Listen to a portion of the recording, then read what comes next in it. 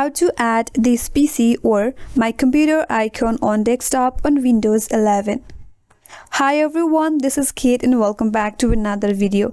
And on this video we will see step-wise tutorial on how you can add this PC or my computer icon to desktop on Windows 11. So without further delay, let's get started with this video.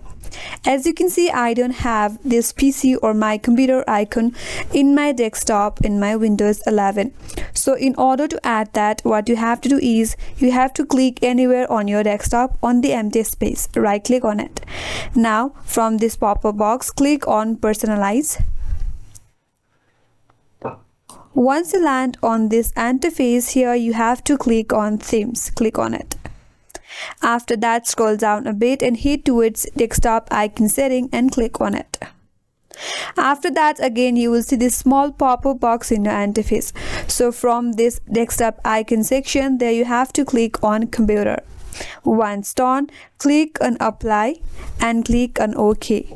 Now if you close this, there you can see this PC icon has been added to your desktop in Windows 11.